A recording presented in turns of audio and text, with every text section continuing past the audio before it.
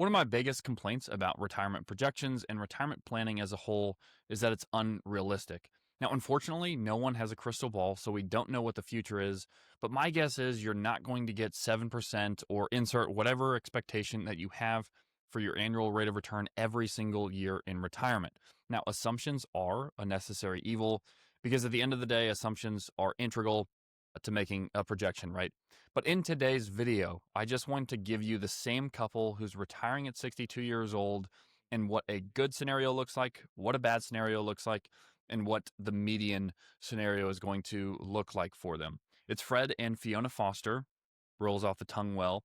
They are fictional clients, and all the numbers are going to be fictional, but it's a very real scenario that I've seen several times over in working with clients. And I won't dive too far into the numbers, but what's important to talk about today is one, sequence of return risk, and two, those variabilities and how their returns play out and in what years they get good returns. And I'll explain all of that here in today's video. But if you've wondered what's going to happen if the worst case scenario happens to you in retirement, or if you've worried, where's the best case that we can end up at, today's going to be a good video for you. I don't know you personally, so I would always recommend speaking with a financial planner regarding your situation. There's much more to it than a projection when it comes to planning for your retirement, but it's a good place to start. So with all that in mind, we'll jump right into the video. Okay, so let me introduce you to Fred and Fiona. As I mentioned, they're currently 61 years old. They're retiring soon, next year at 62.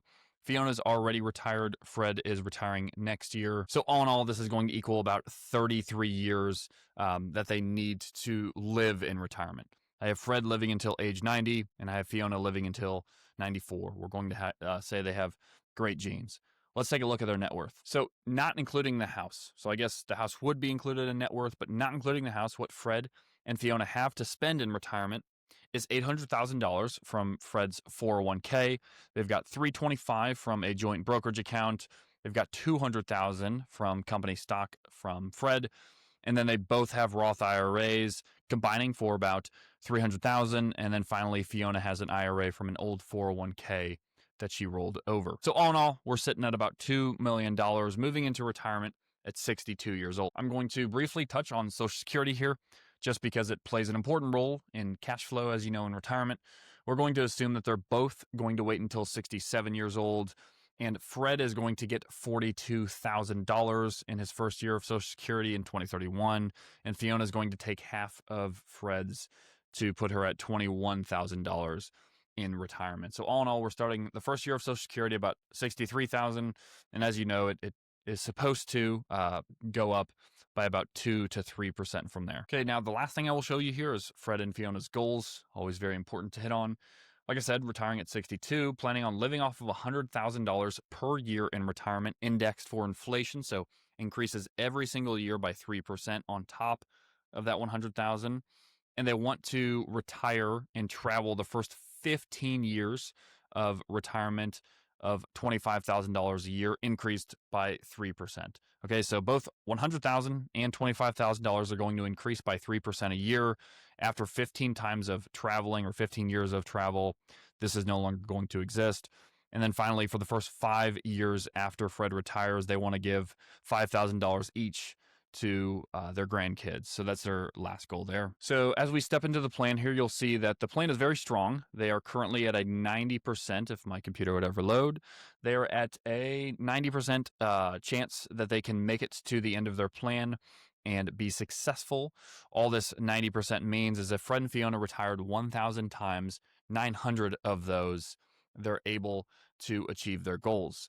Now, what I have for this specific plan is I have a 7% annualized rate of return, meaning if we took all of their years of retirement, it averaged to about 7%. So that's not conservative necessarily. That's not necessarily risky. As you know, S&P is historically at about 9%. But not everyone fully invests in the S&P in retirement. So we're going with 7. Like I said, inflation is 3%, so that's another important factor to consider here. So with that in mind, 900 of the 1,000 times that Fred and Fiona retire, that's what we have. But like I said at the start of the video, let's assume that all does not go to plan. If you know someone who's retired, or if you're just even viewing your parents' retirement, things go out of whack, right? Healthcare related events can come up. Market returns can be very poor. Several other factors can come into play, which entirely throw off this 90%. In fact, I normally tell clients if there's one number I'm sure is not going to be correct here, it's the 90%, right? I always hope it's higher than this, but odds are it's going to be different from this. So let's start with sequence of return risk. Now, if you're not familiar with sequence of return risk, all it really means is the years early on in your retirement, your returns are lower than you would have projected or just negative. Go back to 2007 and 2008.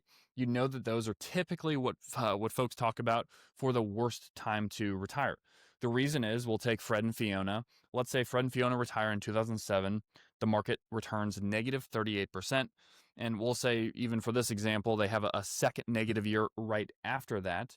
Well, during that time, if Fred and Fiona were withdrawing from their portfolio in order to fund their living expenses, remember their travel and their $100,000 that they need for living expenses, they're no longer building off of $2 million.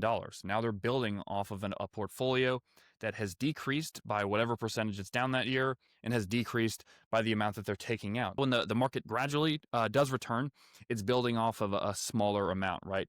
Just think of a snowball. If you had a big snowball, it's much more easy to compound. If it was rolling down a hill, it can collect a lot more snow than a smaller snowball that's rolling downhill, which is not going to collect as much snow. So enough talking. Let me show you an actual example of sequence of return risk. And this one's going to be a little bit different than the '08 scenario I gave you. This is going to assume the first 2 years of retirement or poor returns, or if you actually think back, it was just one very bad year followed by good years after it. So for this instance, we're going to say that market returns were negative 24% the first year, negative 8.5%, give or take the following year. And then after that, returns were 9.5%. So, all in all, that's really not going to be that big of an impact on their plan. Still going to leave them at 85% chance of having all their goals funded in the same way that not having this happen to them was 90%. But I want to get into more of the example of what actually happens in a worst case scenario and what happens to a best case scenario. So let's take a look at that. Okay, so this page is not as complex as it looks. If you can imagine this bar up here, just imagine if we go to the right, that means we're in a worst case scenario. If we go to the left, that's a better case scenario. So getting a 0 is just as unlikely to happen as getting a 1,000, right? Getting a 500 is the average of all 1,000 of these, which is typically what's used for retirement projections. So in this case, you can see here, these are the respected expected returns. So you have 5.3 one year, 6.6, 20. You've got a negative year, some more good years, right? This is what 7% actually looks like played out. It's a collection of years and how that actually looks when you spread everything out. The important part here is timing, because just a moment ago I showed you Fred and Fiona doing very poorly the first 2 years of retirement, where here you can see the first 2 years are actually positive. So that's going to go a long way in building their portfolio towards the end of their life. If we look down here, you can see here this is going to be their portfolio value by the time they're 90 when Fred passes away, and 94 when Fiona passes away. You can see they pass away with about $5 million in 2058. So those are fortunate grandchildren and children if they choose to pass assets on to them. But now what I want to do is first look at a worst case scenario, and then I'll take a look at a best case scenario. And I don't want to go all the way to the worst case scenario, so I'm going to just start with 750, right? So that's still going to be a lot of green bars as you see here, and it's going to, interestingly enough, still have them passing away with about as much assets to their name as they currently have. So with the growth and with Social Security, it has them passing away with $2 million. But as you can see here, the average return is not too much different. You don't see too many red bars here. More of what's going on in this case is just lower returns than we had anticipated. If you remember, we're anticipating 7%. Here it bumped down just by a little bit. So let's move a little bit closer. I'll say we'll go to 850 here to that. And you can see here we're getting lower at 5.57. Again, that's not entirely much different than the 7%, but it does make a pretty big difference over this many years. As you can see, we pass away with under $1 million now. If I go up 100 worst case scenarios, you can see with a 3.87% return, which I'm not going to say is entirely realistic. I have seen many retirees be sold annuities and products that actually handcuff them to a certain return over time. So unfortunately, as much as I would love to say that this is not realistic, I would probably be lying for some cases. But with this scenario, they are actually running out of money. As you can see here, right before Fred passes away at 90 years old, in 2052, they have $123,000 left. Now, I will say, with Social Security, they would still have something to live off of. And if Fred and Fiona in 2050 only have $300,000 to their name after starting retirement with $2.5 million, well, first of all, they should fire their financial planner and take much greater action. Okay, so that's enough of kind of the bad cases here. Let's take a look at the best case. So just to kind of refresh your mind here, this is what we have in the base case, retiring at about 5 million. We retired with about 2 million at 750, and on some of the worst case scenarios, of course, we're not doing well at all. We ran out of money early. In this example, we're going to jump up by about 0.56%. And you can see we're really having a party now. We're almost to $9 million with what we are passing away with and leaving on to grandchildren. And that's just due to 0.56%. I'll jump up 100 more just to show you when things really start to compound up over $11 million here. But that would mean that a large portion of the years that we are in retirement would be in the green. So traditionally speaking, historically speaking, about every 3 out of 4 years, the stock market provides returns in the green, so positive. If you even think of the last 3 and 4 years, you can think back to 2022, which was absolutely horrible. We were down over 20%. If I just use the S&P, if you think of the year after that, 2023, we were up about 24%. 2024, we were up about 22, 23%. And then right now at the time of I'm recording this video, we're up about, 17 or 18%. Knock on wood, right? So that does play out over time. A lot of times we see about 75% of years are in the positive. So this scenario, not all that realistic. Like I say, as we get closer to 0 and 1,000, we're just going to be further from realism. So guys, I don't know if this has provided anything helpful to you in today's video. If anything, just remember to be flexible in retirement. When we talk about being on this far right side of the bar, or even just sequence of return risks in general, one of the things that's so crucial is if this was the first year you had a downturn in your retirement. So let's say for Fred and Fiona, I almost forgot their names there. If Fred and Fiona retire and then their first year of retirement, they're down 11% in their portfolio. What you might consider is keeping a bucket of cash on the sidelines.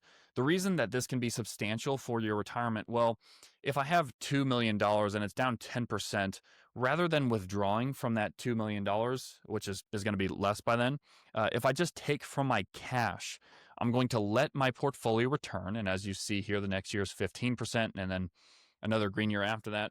If I allow it to return, what I'm doing is I'm not necessarily letting sequence of return risk get the best of me, right? And it does require prudent planning and, of course, having the ability to keep cash on the sidelines, but it's definitely something to consider. The last thing I'll say is an annuity or a fixed product is not the answer. It's not the end-all be-all to fix these problems. If you ever get sold an annuity, I would definitely speak with a CFP, speak with someone that you trust, because like I said a moment ago, I have seen people get locked into lower returns than they actually need for their retirement. So guys, this has just been a projection today. So, don't take this to heart, but they are realistic numbers. So if you want me to help you out in any way with your retirement plan, more than happy to do so. Other than that, continue to follow my videos. A like or subscribe, I think, goes a long way, so I would greatly appreciate it. But thank you, as always, for your time and for your support, and have a good one.